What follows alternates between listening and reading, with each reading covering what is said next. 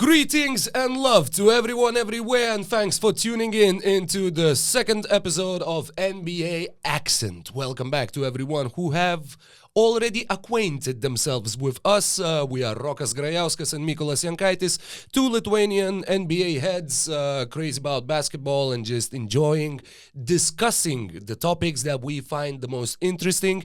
And here in the studio of BasketNews in Vilnius, we are gathered to discuss everything through the lens of European point of view when it comes to the strongest and the most powerful, the most popular basketball league on the planet. So a good evening or a good morning or a good afternoon to wherever and whenever you are. Here we are today at the 25th of January of 2022, and we are ready to discuss quite a few topics. First of all, hi Mykolas, nice to have you here, nice to be here with you once again. Oh yeah, me too. I'm really excited that we're doing this podcast together, second one, and well, I'm really excited for the topics that we have to cover today, and I don't know, how do you find basketball this year? How do you find the basketball that's being dominated by the best players in the world who are European, I would say? Yes, I would completely agree with that. And when it comes to basketball and to everything, the way that the game is being played right now, it is a bit different. For example, the teams are attempting this season per average a little bit more than 35 three-pointers a game. That is the highest number ever recorded in NBA history. And also, if you would compare it to just a decade ago, 2011, 2012, the number was a little bit higher than 18 three-point attempts a game. So it went and doubled in a decade. And also what we have with the integrating of new rules in this season, we have the lowest free throw attempts on average per team in NBA history. That's never outstanding. never before have people attempted, or the teams attempted, as few free throws as they are attempting this season. So And it's not like per 36 or per 100 no, it's possession. just per game. And it's incredible because right now people I don't have statistics actually in front of me, but right now teams are shooting, I don't know what, 30-40% more than they were shooting like 20 years ago when the basketball was really slow.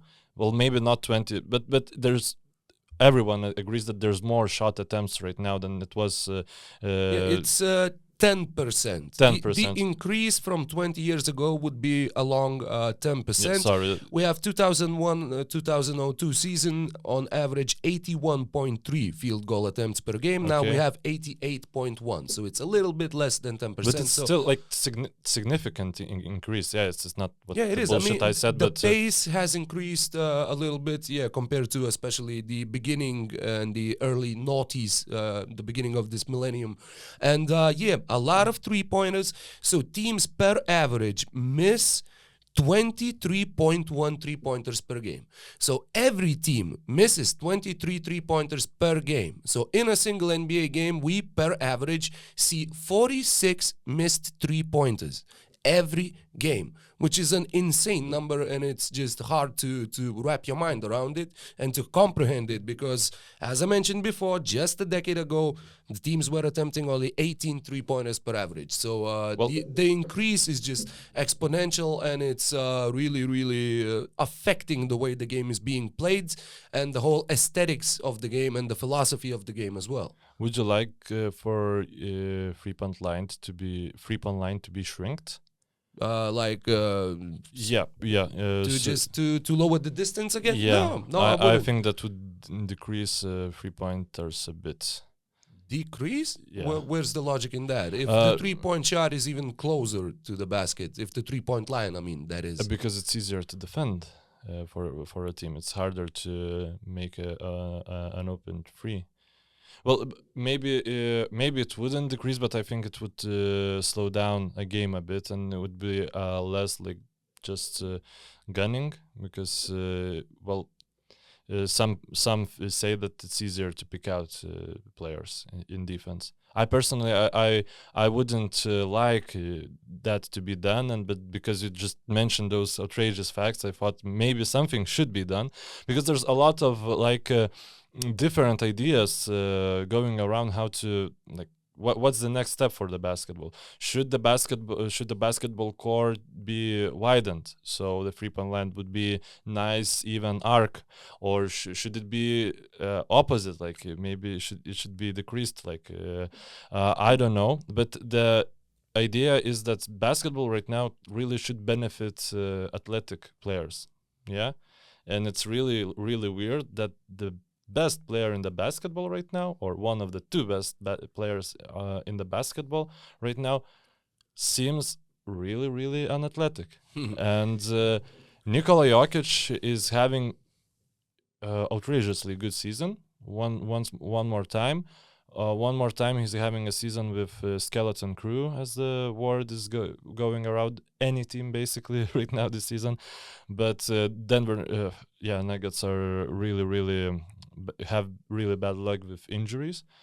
But Nikola Jokic isn't faced by that. He's the best playmaker in the league this season. He's the best center in the league this season. Is he the best player in the league this season? Because his next competitor, also fellow European Finals MVP, Giannis Antetokounmpo. What are your thoughts between the duality of those players in the league? Well, first of all, for a bit of context, 1,270 kilometers separate Athens from Sombor, the birthplace of Nikola Jokic, in the northwest region of Serbia, next to the borders of Croatia and Hungary.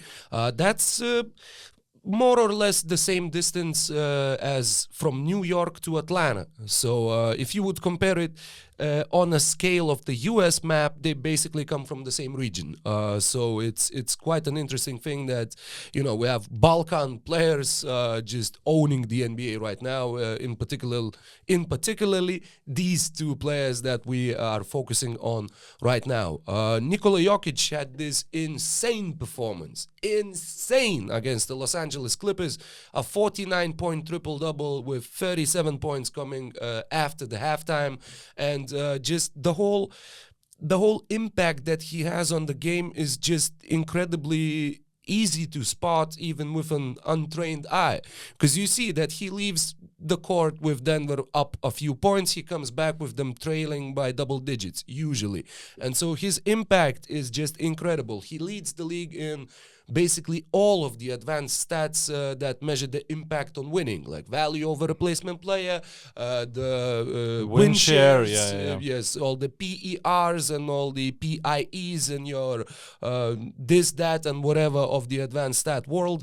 He actually had, up to a few days ago, the highest PER rating in NBA history. That's insane. But now he fell off a little bit. He now is number 10 on this list, and by the way, the most impactful season according on the scale of PER belongs to Giannis Antetokounmpo in 2019-20. So he is the record holder currently. Nikola Jokic is trying to sort of get himself into that conversation.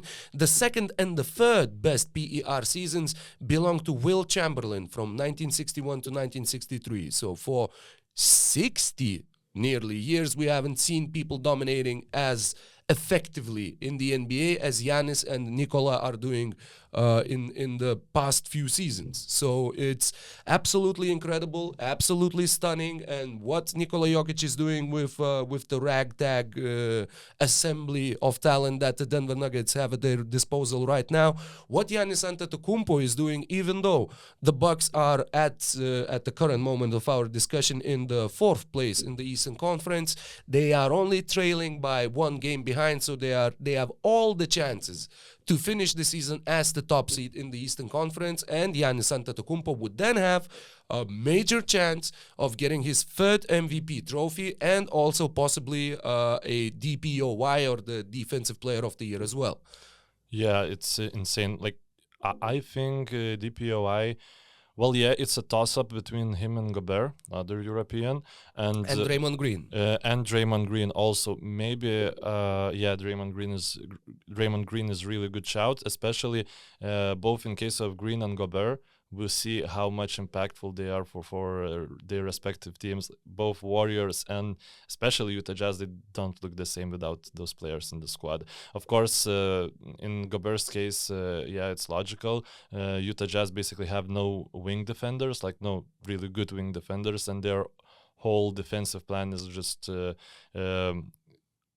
based around Rudy Gobert. But Draymond Green, I really thought I counted him as a good player, but I never thought that he'd be this important for a team this good as the Warriors are this season. So that's a bit off-topic discussion about the good defensive players. But a couple of years ago, when you would be asked who's the most important player defensively for the Bucks, not everyone, but a lot of people would say that it's Brook Lopez. Yes, I do and remember that. rightfully so, because it's really amazing. One of the best rim protectors in the league, revolutionized center position one more time with Splash Mountain Bonanza, and right now Giannis Antetokounmpo holds really, really good, decent defense together. Pat Connaughton and Grayson Allen are amongst the best shooters in the league percentage-wise, and that's not because they are best shooters, but that's because Giannis Antetokounmpo is just heaven for the shooters. Like Nikola Jokic is amazing, also a teammate. Also, we can remember the Aaron Gordon quotes, like, "Oh my God, it's just go to the basket and you have the ball." But Giannis also is really, really good at playmaking, not maybe the passes or something, but it's he really creates a lot of convenient shots for the teammates. He has a lot of gravity. He also sets really good screens. He moves off the ball. He's active on offense. And yes, he has to be double-timed nearly at all times when he's in the opposing court, in the opposing side of the court. One clarification, Nikola Jokic is having the best season by PER this year. Okay. Yeah, it was 21-22. I checked 2021. That's my mistake. I'm still living in the past a little bit. But yes, two players who are basically, now that we have KD out injured for a significant amount of time, we have Steph Curry going through a bit of a shooting slump in the past few weeks. We have had DeMar DeRozan also being mentioned as an MVP candidate. No way. Well, if the Chicago Bulls become the number one seed, they clearly are. DeRozan is the best player of Chicago Bulls, but also Zach LaVine is still really good, and Jokic and Giannis are like heads and shoulders and waist and knees above all their teammates, like especially Jokic. I think that the question is, in the last rookie ladder posted by NBA.com, so they have like 20 or so journalists that make their MVP ratings every week, and the Giannis fell down to third place, and in second place is another player who raped the Clippers. Probably the MVP ladder, not the rookie ladder. Not the rookie ladder. Sorry, MVP ladder. Another player who raped the Clippers defense is Joel Embiid, also international player. So we have top 3 MVP candidates right now, all being internationals. 2 of them all being from the Balkan region. Yeah, Slovenia is also Joel Embiid. Okay. Well, then Cameroon is a bit further away. Yeah. Balkans. I thought maybe some relation, with. No. But hard to find that. I really think that Joel Embiid won't be in that conversation at the end of the season. I don't think he can put up with this load that he's having, and maybe he shouldn't put up because it's like... He dropped 15 less than 30 minutes. He can be efficient in smaller amounts of time. And it's really funny because I really wanted to talk about Ivica Zubac, how underrated good defender he is. And that topic needs to wait for at least a couple of months right now till everyone forgets that he got 50 and 49 in back-to-back games. Wow! Against, of course, 2 of the best centers in the NBA.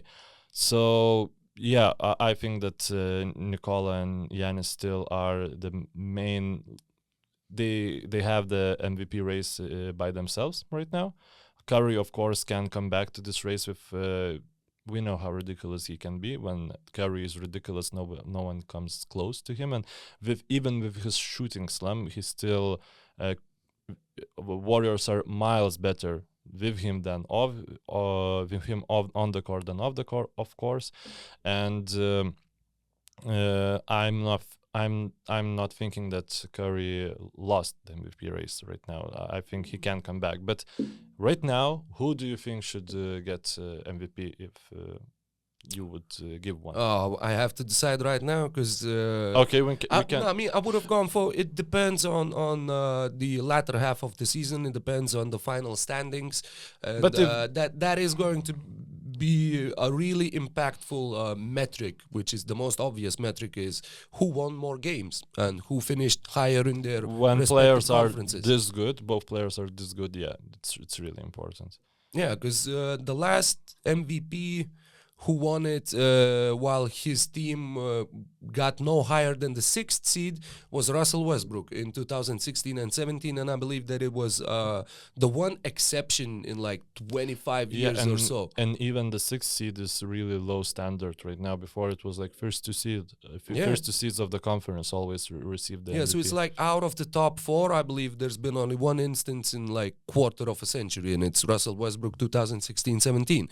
So the Denver Nuggets are in the 6th place right now in the Western Conference. They have tiny gap between them and the Minnesota Timberwolves, who are a step below, and they are a couple of games behind the Dallas Mavericks in the 5th seed. Well, man, this is actually a tough one. Well, can we just come up to the conclusion that the current data is inconclusive to decide on an MVP right now, or do you want to just make your choice at this particular moment of the season? I would want to please the fellow Serbians that are listening to our podcast and say that, well, right now I cannot not appreciate the Nikola Jokic because, that he's amazing on offense. Everybody knows that. But the stats are always you can manipulate with them, but it's really outstanding that player who has been seen as a liability on defense on every time while he was on the floor. Right now has one of the best Raptor ratings defensively of all the players in the league. Of course, he has also one of the best ratings offensively, and he's unicorn in that case. No one comes close to that, and that's really, really outstanding. Of course, I'm relying on this rating only because what I see in the court is also mesmerizing. Nikola Jokic is one of the most interesting players in the game and one of the best players in the game right now. And of course, we have to wait and see how he'll be doing in the playoffs, and probably with a good, decent team that he only will have probably next year, because I don't know, still nothing to hear about Murray's return. But I would give it to Nikola Jokic, with all respect to Giannis Antetokounmpo. Maybe it can change. Of course it can change, but right now it would be Nikola. Yeah, man, these are two players who sort of give you the sense as if they have been genetically engineered by some mad scientists. When it comes to Giannis, he's, people call him the demigod or like the Greek god of basketball. Like, you had Apollo as the god of the arts and beauty, you have Giannis as the god of just playing ball. And I mean, his physical measurements are just beyond comprehension. How long his steps are, how tall he is, how agile he is, how quick he is, how strong he is. You cannot imagine a better built basketball player with, like, including all the skills that he has with ball handling and court vision and stuff like that. And when it comes to Nikola Jokic, as you said, he doesn't give you the impression of being the most athletical the most athletical player on the court, but he gives you the impression that he's been genetically engineered by not playing with his muscles and his body, but just by playing with his mind. It seems that he sees things happen like 5 seconds before anybody else can even think of something that they are going to do. He feels like, it feels like he already knows what's gonna happen.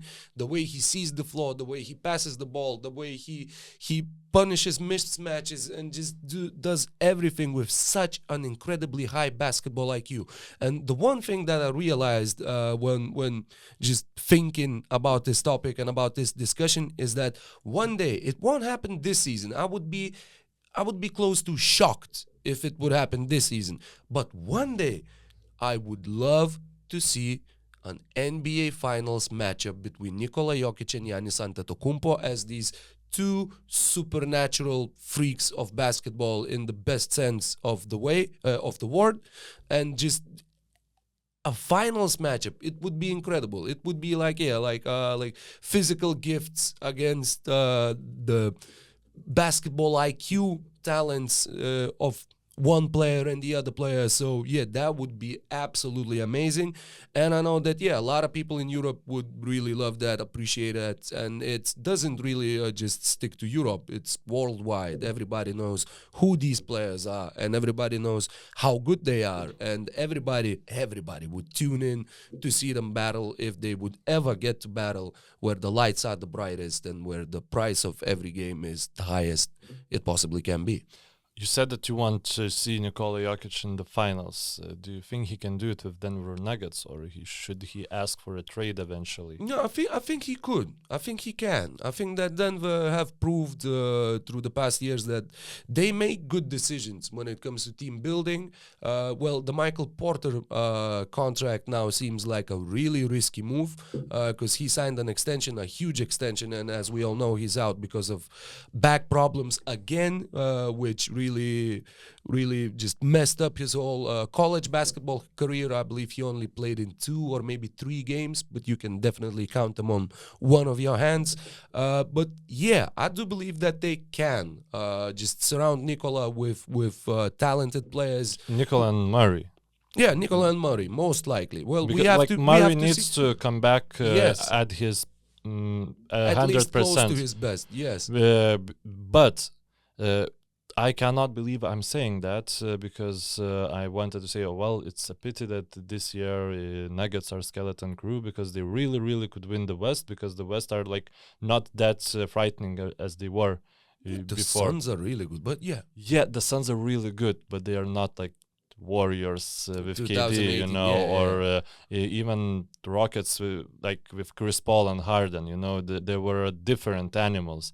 And or Lakers with LeBron and AD and normal supporting cast that happened only for some reason only in 1 year.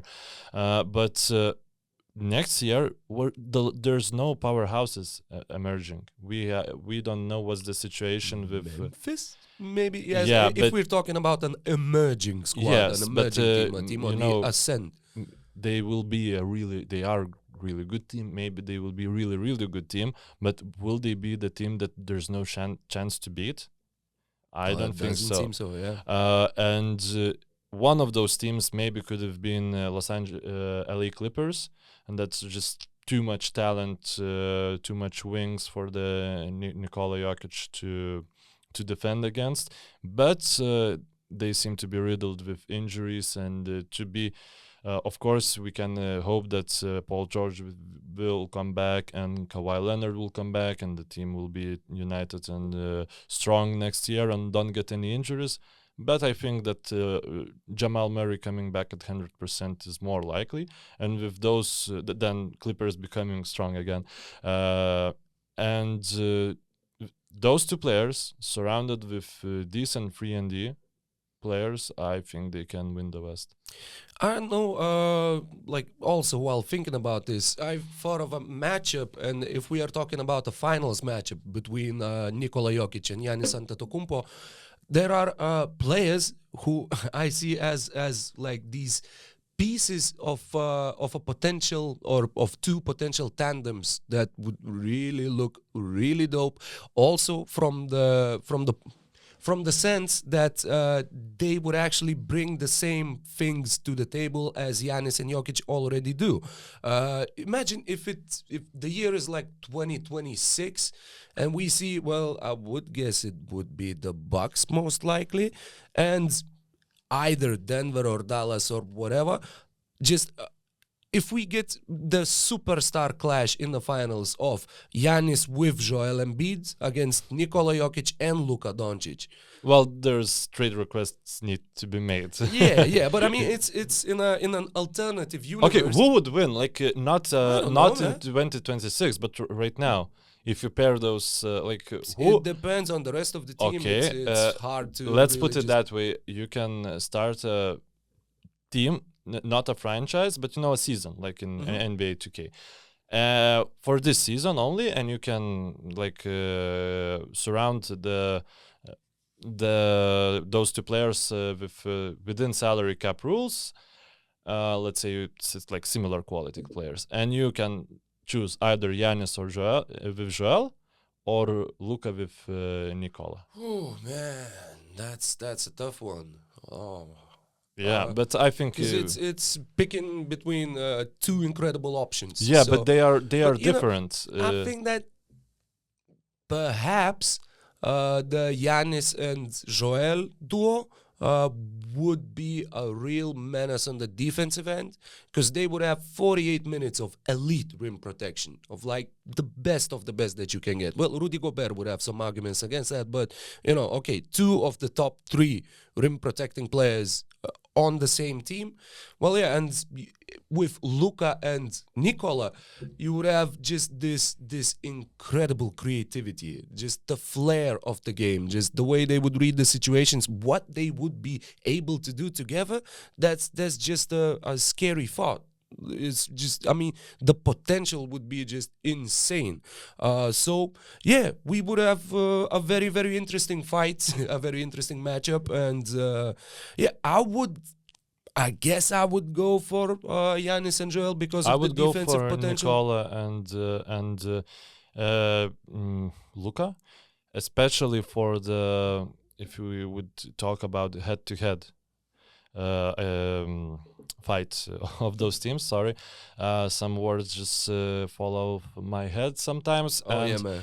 And I just see as a fit issue between those two incredible players of Giannis and Joel. Like just on the offense, Joel really, really loves to be with the ball. And what would Giannis do? He would be what. But imagine a pick and roll. Yeah, but we always say imagine the Whoa. pick and roll with Joel Embiid, but we never see the pick and Well, roll. yeah. Even when like Jimmy Butler is not amazing pick and roll player, but he can play pick and roll. Yeah, he's good. But he wasn't playing that much with. That was. I wonder if that if the blame for that rests on the shoulders of Joel, or was it just Brett Brown not really fancying the pick and roll as a staple of his offense? I'm just thinking that it's much easier to set up defense against those menacing players, as the amazing word you used, against Giannis and Joel, than to set up defense against Nikola and Luka. Well, it's just like I have no idea how would you defend against them, because one of the defenses against Luka Doncic is switch all defense, and you cannot play switch all defense against Nikola Jokic.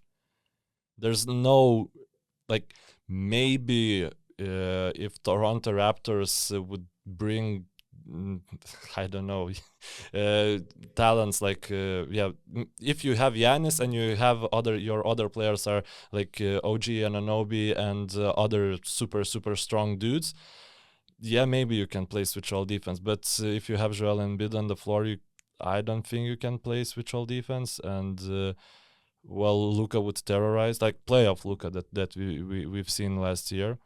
Of course, the endurance issues with Luka Jokic and Nikola Doncic. It's like when you buy them at Garuni. I a lot of people really got this reference. I think they got the reference, like when from AliExpress and Man, etc. I know a Serbian term that's just absolutely perfect. One of my friends from Serbia who I've met, we were walking down the street in Vilnius or in Kaunas, I don't really remember, but he saw one of the like elder people who are just selling stuff on the street, who have like some vegetables and some like sporting pins from like the 70s and some vinyls and some like just all kinds of crazy shit, whatever I found at home and just trying to sell it. And also they use the term for like €1 shops where you can come in and just get anything. The term is pizdaria. It's just such a wonderful word that I really, really do appreciate. Serbians have a very, very rich cursing culture, if you can call it that. I heard the legend that it's the best language in the world to curse. Oh man, I know a few, but I don't believe I can say them. I would really appreciate if we still have some Serbians listening right now. Just write in the comments the most favorite curses of yours. It can be the meanest ones or the most... I can go with one because not a lot of people would understand that. Nosi se u tre pički materini, jebem to majko ko te ne jebo. Okay, it's something about banging your mother? No? Carry yourself into 3 of your mother's vaginas. I am fucking your mother that I didn't fuck her. Okay. I mean, as the guy explained to me, it doesn't have to make sense. It just have to sound good. Yeah. It just has to sound good. And the legendary Darko Milicic interview after... You know what I'm talking about. Yes. So, just to conclude my point, I think when you play against Giannis and Joel Embiid, you have one impossible, but one task to protect the paint. And you can bring like just some tall players, you can create zone defenses, just do something to protect the paint. When you play against Jokic and Doncic, you will have every new problem every quarter of the series. And I'm just really appreciating the players that can pass, and you have the 2 of the best passers in the league. Well, when it comes to Nikola, he's averaging, whatever. Who the hell cares, the decimal points. Of all NBA players, to average 26 points per game, 13 rebounds per game, and 7 assists per game, at least, this is the first time in history. Nobody has ever averaged at least 26, 13, and 7. So, yeah, Nikola Jokic is writing history once again in the second season after he won, or like the first season after he won the MVP, and now he's getting even better. So it's just amazing. The last question on this topic, when you praise player for the averages they have in the middle of the season, you always have to understand, of course, that you are comparing them with the other players' seasons that played full seasons, not the half seasons. So would you expect Nikola Jokic would have this kind of averages at the end of the season? Yes. Okay. I also think because the Nuggets will fight for the play for not to be playing in the play-in place. If let's say they stay at 6th, they can play against Memphis Grizzlies right now. Yeah, right now, and that would be an interesting matchup. I don't know who I would favor. I would favor actually Denver Nuggets. How the hell they would defend Grizzlies would defend Nikola Jokic? Probably. Well, they have Jaren Jackson Jr. But he's way too skinny to defend. Steven Adams. Yes, the Steven Adams is kind of a good option, but I think that Nikola Jokic would play him off the floor with his other talents, and Steven Adams is that kind of player that creates issues offensively in the really, really tactical series. Yeah, I would only go, I would slightly favor the Nuggets because their main weapon, their main player, their main guy has much more experience in the playoffs than Ja Morant or just the rest of the Memphis Grizzlies. Sporting guys too, like Monte Morris had some really good playoff series. Bryn Forbes. He just came to the Nuggets, but he was important for the Milwaukee Bucks to get to the sure, finals. sure. And he played with the Spurs for many years, so he also has Both the Greens experience. actually also are Yeah, experienced both players. greens. Oh, damn. Who doesn't love their greens? I actually loved both of them. Like Jamichael and Jeff Green are really. I like those players a lot. Like Well, there's another Jay Green that they could add to the collection. We have Josh Green, an Australian basketball player, who plays for the Dallas Mavericks, who are currently in the 5th seed. In the West, if the regular season ended today, they would be facing off against the Utah Jazz in the first round of the Western Conference playoffs. And they have actually used quite a few of, should I say, unexpected means of getting to this position, of improving their overall play and their results. And Mykolas, I know that you can talk a lot about this. So could you introduce us all to what the Dallas Mavericks are doing so stupendously during the last month or so? And also, I have a follow-up question which really intrigues me, and I will really be interested in what you have to reply to that. But first of all, the stage is yours. Well, there's a couple of things why Dallas Mavericks are playing better and better basketball right now. One thing is behind you, and it's Luka Doncic. We were talking about him. We will be talking about him, and he's getting into the playoff form that he had like not so long ago. It becomes clear that the off season wasn't enough for Luka Doncic, and he wanted just to rest. He didn't came into the game best shape, both physically and maybe I would say mentally. I hate those analysis of the game when you say, "Oh, this player is locked in, and that's why he's playing well." But with Luka, it really looks like when he just wants to press the pedal, he can run the best offense in the league, or be the best offensive players at least in the league. So I watch both games against Grizzlies, and Grizzlies were on really hot run before the first game, and I thought that, well, they have to win this against Dallas Mavericks, and they lost. And they lost not on because of the menacing offense Dallas Mavericks had. Oh, I will be using the word menacing a lot right now, but I think they lost it because Mavs really played uncomfortable defense against Grizzlies, and it's really outstanding that the team, basically you could say the same core of the team that had a best offensive rating of all time a couple of seasons ago, they have the 21st offense in the league right now, according to Basketball Reference offense rating, and 4th best defense in the league. And why I think and how I think they have the 4th best defense in the league right now, and it's I mind you, it's the best 4th best defensive rating, not the points allowed per game, not this statistic. This is per 100 possessions. They are second slowest team in the NBA. So, for example, Memphis Grizzlies, they have a lot of talent on the counterattacks, on the fast breaks. Counterattacks are the football term, and players like Ja Morant, Jaren Jackson Jr.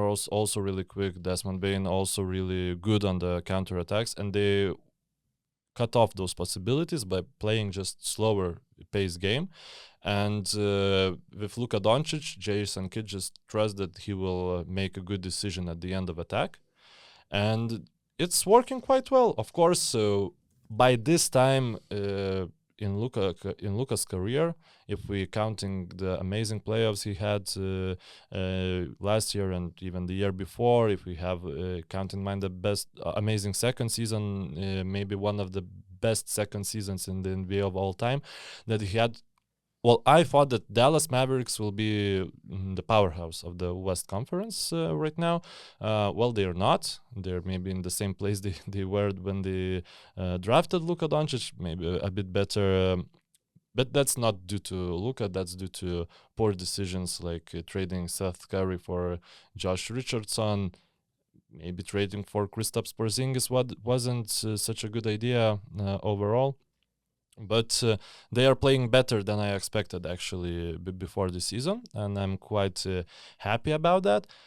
And the last thing I found really interesting, that the most used lineup that played 103 minutes in this season are Luka Doncic, Dorian Finney-Smith, Tim Hardaway Jr., Kristaps Porzingis, and Powell. And they have minus 16 points per 100 possession negative rating, so it's really not so good.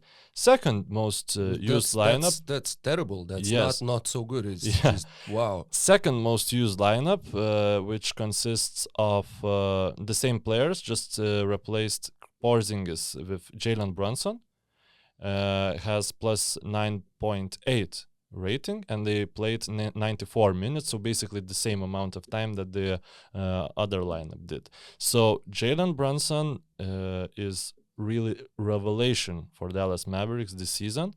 It's really interesting what they will be doing with him in off season, because I think he will be getting some $15-20 million per season offers He's also, he was the first client of then basketball agent Leon Rose, the current head of the New York Knicks. And New York Knicks could use the hell out of him. And he was his the very first client. Okay, that's really interesting. Yeah, that's a connection that a lot of people have already made, and there is said to be a huge amount of interest from the New York Knicks in Jalen Brunson. And I don't want to say that Kristaps Porzingis is like negative player and etc. For example, the lineup with most used lineup with Brunson, Doncic, Finney-Smith, Maxi Kleber, and Kristaps Porzingis, it has plus 12.6 points per 100 possessions. So, well, it's really hard to find the best lineup actually for Dallas Mavericks, and they need to do that, because right now I have no idea what their closing lineup would be. Would it consist Kristaps? Would it be Jalen Brunson with Luka Doncic together? I don't know. When we are discussing the current encouraging results by the Dallas Mavericks, we have to point out one more thing that we were really skeptical about before the season, but Jason Kidd is able to really create a defensive identity for the team, which this team hasn't had in a long time. They're number 4 in defense right now when it comes to the entire season. They have been number 1 in January, and with a huge gap between them and the Phoenix Suns in number 2. And the last time the Dallas Mavericks had the top 10 defense, not even top 5, just the top 10 defense in the league, was in 2011 and 12, when a Jason decade ago. Kidd played himself. Yeah, I guess he did. After winning the title, he played one more season there before leaving for the Knicks. I'm not 100% sure, but in any case, Rick Carlisle never had like a really good defensive outfit in the past decade. Yeah, he did. That was his final season in Dallas before going to the Knicks for his retirement season. Talking about Jason Kidd. And you mentioned the closing lineup. Now, this is one of the most insane stats that I have seen in the past 8 years when I've been looking up just stuff for I don't know, getting ready for the basketball games to do the commentary on them, or just getting ready for podcasts like this one. Check this out. The Dallas Mavericks, well, first of all, I'm pretty sure that you know what is defined by the term clutch in the NBA world. It's 5 minutes or less until the end of the game, and 5 points or less separating both teams. Those are the clutch situations, and you can sort the team stats by just in these parts of the game, just clutch stats. So when it comes to Dallas Mavericks, they have played 21 games where they have been in the clutch this season, when they had like tense endings. Yeah. And in those 21 games, their offensive rating in the clutch is 97.9, which is the 4th worst offensive rating in the league. Just the Hawks, the Pacers, and the Spurs are worse on offense when the stakes are at their highest. And the defensive rating, I kid you not, is 131.2, which is the absolute dead last worst clutch defense in the entire league. Their net rating in the clutch, so per 100 possessions, is minus 33.3. Wow. The worst in the league by a long shot. The second worst team is the Indiana Pacers with minus 22. And the most incredible thing, 21 games, right? The fourth worst offense and the worst defense. Their win and loss percentage is 9 victories and 12 losses. So they are barely like approaching 500 percentage, the decimal points, with a terrible offense and a godforsaken defense when it comes to the most important parts of the game. It's tough for me to even explain how the hell do you get crushed by 33 points per 100 possession on average and win 9 out of 21 games. So that's like 3 out of 7. So it's 42%, 43%. Well, there had to be some blow-ups by blowouts by the other teams. Blowouts, yeah. And that maybe. But if the score gets beyond 5 points, the difference, the leads that one or the other team has, then it's not a clutch situation anymore. You do not count those. But it was a clutch situation. It was so back then till somebody got by 6, for example. That's you do not count those. Okay, I believe. that's really hard to comprehend. But yeah, it's really hard for Dallas when all questions are answered against them, and the only idea is to give Luka the ball and let him do something. And Jason Kidd, still, while giving him credit, I thought he will do worse than he's doing right now. It's not the coach to have interesting solutions on the offensive end. He never did, and he's not showing that even in Dallas. Well, he gave Giannis the ball. He turned him into a makeshift point guard for a few seasons to develop his ball handling skills. He was, appreciated for that decision and for helping the development of Giannis. Well, yes, but you don't credit the Mike Brown for the development of the LeBron James so much. It's fair point. It's also Steve Kerr. I think even Steve Kerr is not credited so much for the revelation of Stephen Curry. Well, yeah, he's credited for the all small ball, the all Warriors resurgence to one of the best teams in the world. But Curry, like the best players, they just are sometimes that good. Of course, all the coaches, everyone are important for them, but I think that Giannis would have been an amazing player with a lot of different coaches too. So that's my 2 cents on that. But I don't want to crucify Jason Kidd. I said a lot of bad things about him previous Before year. the season began, I yes. think I still have the opportunity to do that. Right now, I appreciate him for having the 4th best defense in the league.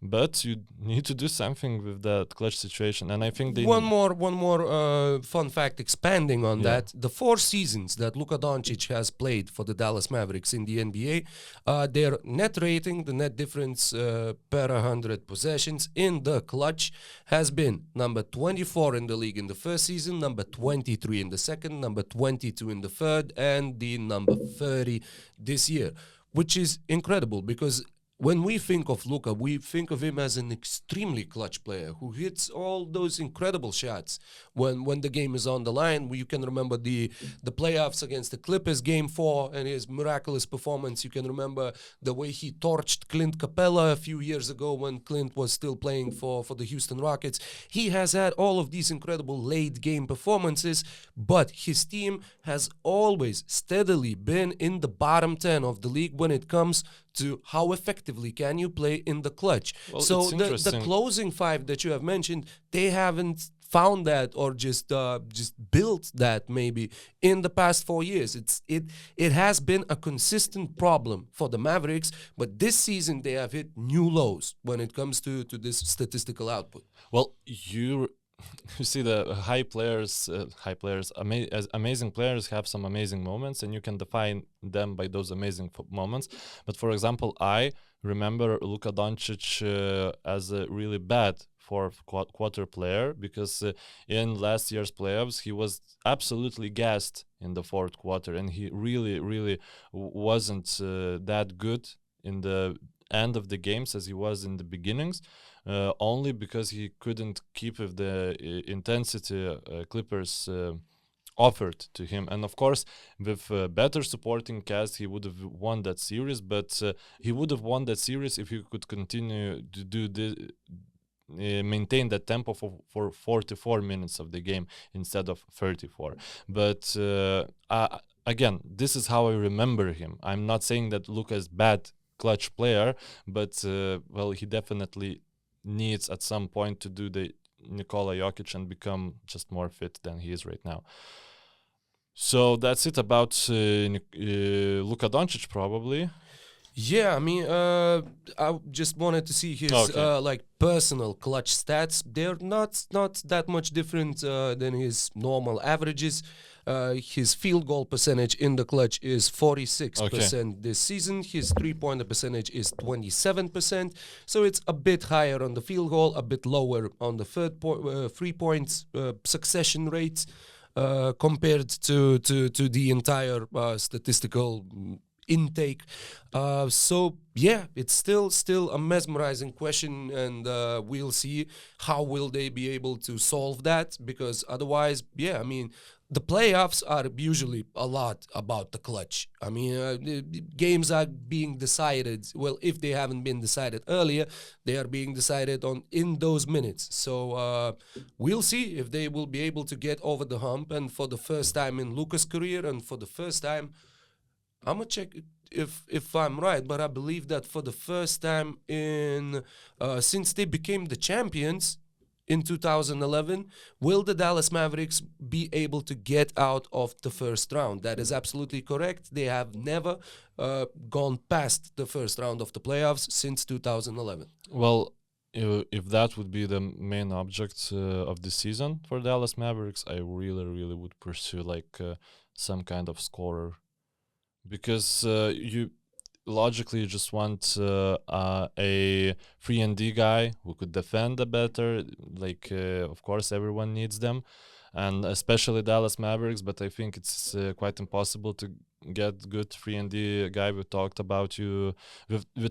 with you about Eric Gordon. He would be a decent fit, but I would love to see someone who can just take the ball from Luka Doncic for a couple of seconds, couple of possessions, make a couple of baskets, and maybe even be that player at the end of the game in the playoffs who takes the ball away from Luka Doncic, and then he either makes it and everyone praises Luka Doncic that he allows his teammates to shine, or he misses and everyone, like Steven Smith of the world, says, "Oh, it's no true star. He doesn't take the moment for himself." And that's an annoying part of the following NBA. yeah, and the conclusion that people come up to is always goes that way. So yeah, the three biggest whales of the European basketball in the NBA right now: Giannis Antetokounmpo, Nikola Jokic, and Luka Doncic. It's fun to see them play. It's fun to see them doing good. Hopefully, we will see them healthy. And their teams healthy as well when it comes to the playoffs. I do believe that all three teams should make the playoffs, and barring injuries, it's really unlikely for them the not play-in nearly guaranteed, but the playoffs also. I do believe that these three teams are well positioned at the moment to really take care of this opportunity. And is there anything else to add? I think that's it, and it was really amazing thoughts and discussion about those players. Of course, it's easy to just gush about the best players in the game. Sometimes we have to step away from them and dive into the Evan Fourniers, Nikola Batums of the world, and when they will run out, so we need to talk about Pokuševskis and etc. But that's still a long way to come. Really nice to talk with you, and Share your curses, fellow Serbians or other international listeners. Just Oh my describe God, them we're actually as. going there. Wow, I mean, yeah, it's cool. It's Yeah, cool. I mean, I don't care if it's a topic that everyone loves to discuss. YouTube when it comes to, like, algorithm international, wants you know, one recognize that it's a curse. So hopefully. just share with your favorite ones and why are they favorites or maybe not. And also, yeah, how do you see the Mavericks, the Bucks, the Nuggets panning out this season? Where will they end up in their journey towards the ultimate goal, towards the NBA championship? Share, like, subscribe, whatever else. Yeah, and listen them us. young kids are saying nowadays in their podcast. Yeah, and if you're listening us, you were listening us in on YouTube. Consider subscribing or following us on your favorite podcast app because it's. I think it's much more convenient and easier way to follow us. I actually downloaded Podbean yesterday. Wow, that's I have big, a big podcast thing app. Wow, from you. Yeah, I know. I'm getting integrated into this modern society. Baby steps, but let's see what happens. Okay, so let's see what we will be talking about after 2 weeks, and see you guys. That was fun. Have fun, stay safe, and see y'all soon.